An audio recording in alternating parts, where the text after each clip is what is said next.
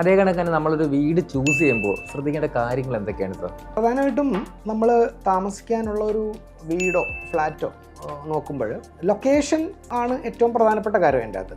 Location എന്ന് പറയുമ്പോൾ അവിടെ ഒരു കാര്യമുള്ളത് നമ്മുടെ വർക്ക് പ്ലേസിലേക്കുള്ള ട്രാവലിംഗ് ഡിസ്റ്റൻസ്, അല്ലെങ്കിൽ നമുക്ക് കണക്ടിവിറ്റി.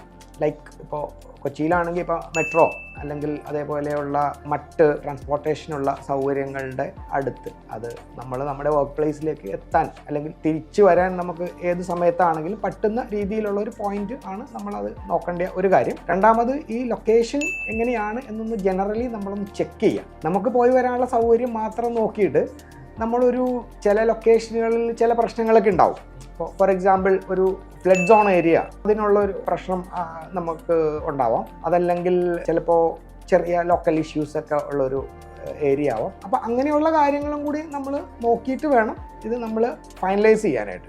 രണ്ടാമത്തെ ഒരു കാര്യം എന്ന് വെച്ചാൽ നമ്മുടെ ബഡ്ജറ്റ് എത്രത്തോളം ഫ്ലെക്സിബിൾ ആണ് എന്നുള്ളതും കൂടി അവിടെ നമ്മളൊന്ന് കൺസിഡർ ചെയ്യണം. പിന്നെ ഒരു കാര്യമുള്ളതെന്ന് വെച്ച് കഴിഞ്ഞാൽ നമ്മൾ ചൂസ് ചെയ്യുന്ന പ്രോപ്പർട്ടിയിൽ അവിടുത്തെ ബേസിക് കമ്മ്യൂണിറ്റീസ്, ഫോർ എക്സാമ്പിൾ നമ്മളിപ്പോൾ ഒരു പൂള് അല്ലെങ്കിൽ ഒരു ഹെൽത്ത് ക്ലബ്ബ് ഇങ്ങനെയുള്ള കാര്യങ്ങളൊന്നും നമ്മൾ ചിലപ്പോൾ ഒരു റെഗുലർ ബേസിസിൽ ഉപയോഗിച്ചു എന്ന് വരില്ല.